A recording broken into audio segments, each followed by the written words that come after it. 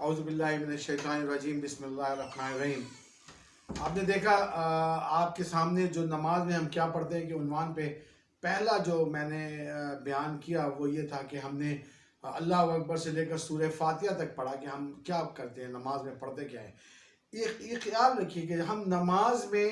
اگر ہماری توجہ ہم چاہتے ہیں کہ اللہ کی رضا اور خوشنودی کی طرف رہے، اور اگر ہم یہ چاہتے ہیں کہ ہم نماز سے کچھ استفادیت کوئی حاصل کر سکیں، تو اس کا واحد طریقہ یہ کہ آپ جو کچھ بھی نماز میں پڑھ رہے ہیں وہ آپ کو پتہ ہونا چاہیے، تاکہ آپ کا خشوع برقرار رہے اور آپ کی التجائیں جو رب ذوالجلال کے حضور آپ کر رہے ہیں آپ کو پتہ ہو کہ میں نے کیا کہا ہے، بجائے اس کے کہ ہم پوری نماز پڑھ لیں اور ہمیں پتہ ہی نہ ہو کہ ہم نے اپنی نماز میں کیا کیا ہے۔ تو میں سورہ فاتحہ تک آپ کو بتا چکا تھا۔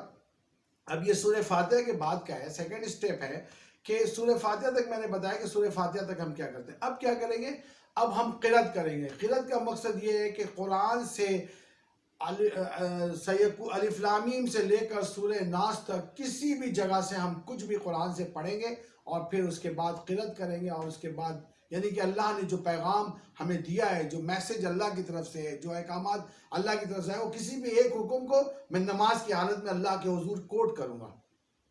تو جب میں نماز کی حالت میں اللہ کے حضور اللہ کے اس حکم کو کوٹ کر رہا ہوں تو مجھے یہ پتہ ہونا چاہیے کہ میں نے اللہ کے کس حکم کو نماز میں کوٹ کیا ہے۔ تو آئیے میں آپ اس نماز میں جو ہے سورہ اخلاص کو پڑھتا ہوں، سمجھ لیں کہ سورہ فاتحہ کے بعد میں نے سورہ اخلاص تلاوت کی ہے۔ تو سورہ اخلاص کیا ہے؟ بسم اللہ الرحمن الرحیم، قل هو اللہ احد اللہ الصمد لم یلد ولم یولد ولم یکن له کفوا احد۔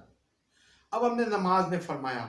نماز میں نے کہا رب ذوالجلال کے قرآن سے آیت کو کوٹ کی، اور میں نے کہا کہ اللہ مجھے پتہ ہے آپ نے جو اپنی ربوبیت کا جو ڈھانچہ میرے سامنے پیش کیا ہے مجھے پتہ ہے، میں جانتا ہوں کہ رب کون ہونا چاہیے، کس کی میں نے عبادت کرنی ہے، کس کی میں نے بندگی کرنی ہے، کس کے آگے رکوع سجود کرنا ہے۔ لہٰذا آپ نے مجھے قرآن میں یہ سکھا دیا کہ قل کہو اللہ وحد، کہ اللہ ایک ہے، اللہ الصمد، اور اللہ جو ہے وہ بے نیاز ہے، معبود برحق ہے، وہ بے نیاز ہے، اس کو کسی کی مدد، کسی کی توجہ، کسی کی ہیلپ کی ضرورت نہیں ہے۔ لم یلد ولم یولد، کہ آپ نے نہ آپ سے کوئی پیدا ہوا ہے اور نہ آپ کسی سے پیدا ہوئے، یعنی کہ نہ آپ کی کوئی اولاد ہے نہ آپ کسی کی اولاد ہیں۔ یہ آپ نے ایک مجھے ربوبیت، اپنے رب ہونے کی ایک صفت بیان کی ہے کہ رب وہی ہے جو کہ ساری چیزوں کا خالق ہے، اس کو کوئی خلق کرنے والا نہیں ہے۔ تو اس کا مطلب ہے وَلَمْ يَكُنْ لَهُ كُفُوًا أَحَدٌ، اور بے شک میں یہ بہت اچھی طریقے سے جانتا ہوں کہ اور کوئی آپ کا ہمسر و مددگار اور آپ کے برابر نہیں ہے۔ لہٰذا میں نے قرآن سے یہ توحید کو کوٹ کیا ہے، کس حالت میں؟ نماز کی حالت میں، اور نماز کی حالت میں کوٹ کیا ہے۔ اس کا مطلب اب میں نے شرک نہیں کرنا ہے، میں نے نماز کی حالت میں اللہ سے یہ بات کہی ہے کہ آپ کون ہیں اور آپ کا مرتبہ کیا ہے، اور آپ ہی۔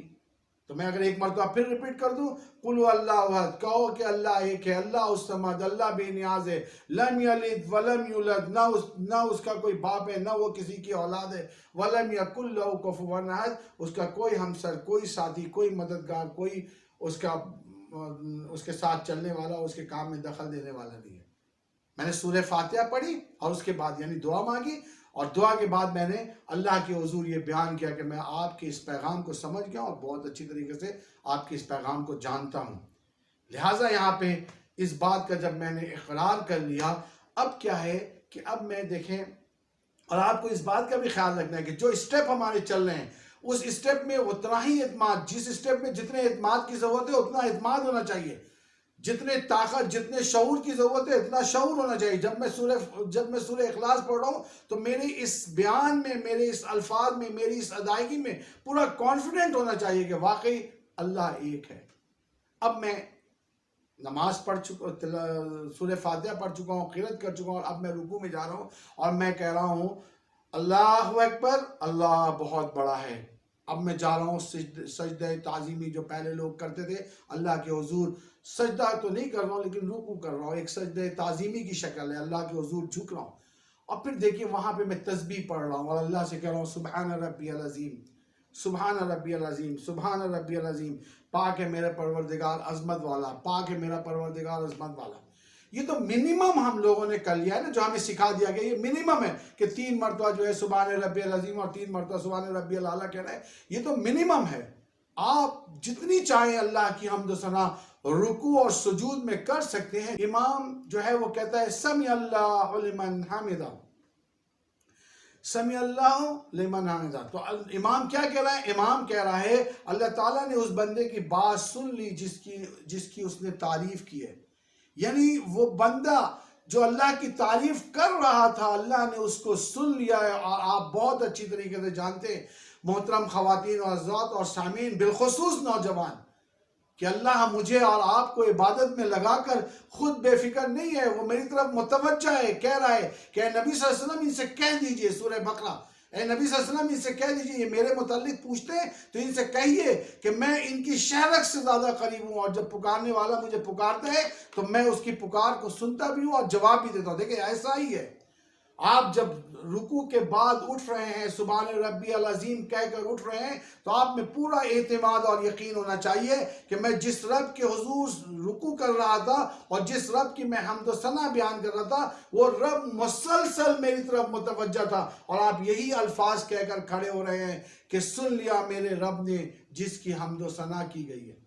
یعنی میرا رب میری بات کو سن رہا ہے۔ اللہ تعالیٰ نے اس بندے کی بات سن لی ہے جس کی وہ حمد و ثنا کر رہا تھا، لہٰذا اللہ آپ سے غافل نہیں تھا، آپ کی طرف متوجہ تھا۔ اور جب امام کہتا ہے سمی اللہ لمن حمدہ تو ہم پیچھے سے کیا جواب دیتے ہیں؟ پھر ایک مرتبہ وہی تائید جو میں نے سورہ فاتحہ میں آمین کہہ کے کہی ہے، اب میں نے اس کی تائید یہ کہی ہے کہ ربنا لک الحمد، یا بعض اوقات ہم کہتے ہیں ربنا ولک الحمد، یعنی واقعی امام صاحب آپ نے درست فرمایا،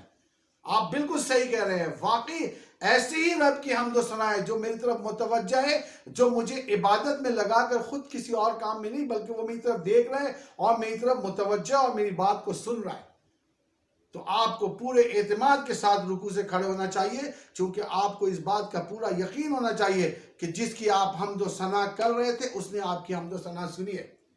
لہٰذا آپ جواب میں کہتے ہیں ربنا ولک الحمد، کہ تعریف ہے ہمارے پروردگار کی، تمام تعریفیں ہمارے پروردگار کے لیے، اس کی تعریف ہے۔ اب اس کے بعد حدیثوں میں آتا ہے، چونکہ ہم نے کہا نا کہ ہم مختصر سی نماز میں چلے گئے، ہمیں جسٹ چند پیٹرن سکھا دیے گئے ہیں۔ حدیثوں میں آتا ہے کہ اللہ کے نبی صلی اللہ علیہ وسلم اس کے بعد کھڑے ہو کر بھی کچھ دعائیں مانگا کرتے تھے، لیکن میں ایک تسلسل کی نماز جو عام طور پر آپ لوگ پڑھ رہے ہیں میں اس کو بیان کر رہا ہوں، لہٰذا ہم نے کہا ربنا ولک الحمد۔ اب کیا ہے؟ اب میں سجدے میں جا رہا ہوں اور اب میں سجدے ریز ہوں اپنے رب ذوالجلال کے حضور۔ اب آپ دیکھیے جب آپ سجدہ ریز ہیں آپ اپنی کیفیت میں نظر ڈالیے کہ آپ سجدے میں گئے اور اب آپ کی کیا کیفیت ہے۔ آپ کی کیفیت یہ ہے کہ آپ نے اپنی پیشانی کو زمین پہ لگایا ہوا، اپنی ناک کو زمین سے لگایا ہوا ہے۔ سجدہ اس وقت تک ہو ہی نہیں سکتا جب تک آپ کی ناک اور پیشانی زمین سے لگ نہ جائے، لہٰذا آپ کا مقام کیا ہے؟ آپ کا مقام یہ ہے کہ آپ سجدہ ریز ہیں، زمیں بوش ہیں، آپ کا پورا وجود جو ہے زمیں بوس ہے اور آپ اللہ کے حضور ڈھیر ہیں، سجدہ ریز ہیں اور جھکے ہوئے ہیں۔ آپ اپنی کیفیت کو دیکھیں تو آپ کا دل کہہ رہا ہے کہ پتہ نہیں میں اپنے رب ذوالجلال کے آگے اور کس طریقے سے اس کی تکریم و عزت و تکریم میں جھک جاؤں، میں تو جتنا جھک سکتا تھا جھک گیا۔ لہٰذا آپ اپنی اس کیفیت کو دیکھتے ہیں اور پھر اپنے رب کو پکارتے ہیں اور اپنے رب کو آواز دیتے ہیں سبحان ربی الاعلیٰ، سبحان ربی الاعلیٰ، سبحان ربی الاعلیٰ۔ پھر ایک مرتبہ کہوں گا کہ کہتے چلے جائیے سبحان ربی الاعلیٰ سبحان۔ اور بہت سی حدیثوں میں ہے کہ اللہ کے نبی صلی اللہ علیہ وسلم سبحان ربی الاعلیٰ کے بعد دعائیں بھی کرتے تھے، لہٰذا جیسا میں نے کہا کہ میں جو مختصر نماز ہم اور آپ پڑھتے ہیں ہم اسی کی بات کر رہے ہیں، لہٰذا آپ نے اپنے رب کی تعریف کی اور آپ کیا کہہ رہے ہیں؟ پاک ہے میرا پروردگار جو بہت بلند ہے،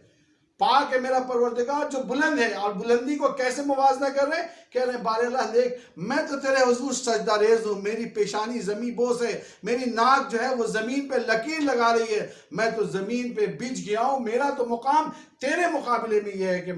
میرا یہ مقام ہے۔ اور سبحان ربی الاعلیٰ، بڑا پروردگار تو بڑا بلند ہے، سبحان ربی الاعلیٰ، سبحان ربی الاعلیٰ، سبحان ربی الاعلیٰ۔ محترم خواتین و حضرات اور میرے سامعین، میں پھر ایک مرتبہ مخاطب کروں گا کہ بالخصوص نوجوان اپنے اس سال کی رمضان کی نماز میں خشوع و خضوع کو برقرار رکھنے کے لیے مجھ پر اور آپ پر لازم ہے اور اس عبادت میں خشوع پیدا کرنے کے لیے ضروری ہے کہ میں اپنی نماز کو دیکھوں کہ میں اپنی نماز میں کیا پڑھ رہا ہوں، کیا الفاظ ادا کر رہا ہوں۔ لہٰذا آپ سے گزارش ہے کہ آپ میرے اس سلسلے سے، اس تسلسل میں جڑے رہیے، اور اس کی اگلی تھرڈ پورشن آپ اس کا یعنی کہ تیسری ریکارڈنگ آپ اس میں دیکھیے، تو میں آپ کو بتاتا ہوں کہ اور یہ میں صرف ٹکڑوں میں اس لیے بیان کر رہا ہوں کہ آپ جب چاہیں اس کو ٹکڑوں میں سن لیں، آپ کو پورا آدھا گھنٹہ اور 40 منٹ اس پہ لگانا نہ پڑے۔ لہٰذا میں سجدے میں جا چکا ہوں اور میں وہاں پہ اپنے رب کی حمد و ثنا بیان کر چکا ہوں، اور انشاءاللہ تعالیٰ سجدے سے اٹھ کر میں کیا کروں گا اس پہ انشاءاللہ تعالیٰ بات ہوگی۔ آپ ہماری اگلی قسط سے جڑے رہیے۔ اللہ تعالیٰ ہمارا اور حامی و مددگار ہو، اور ہمیں بہترین نماز پڑھنے کی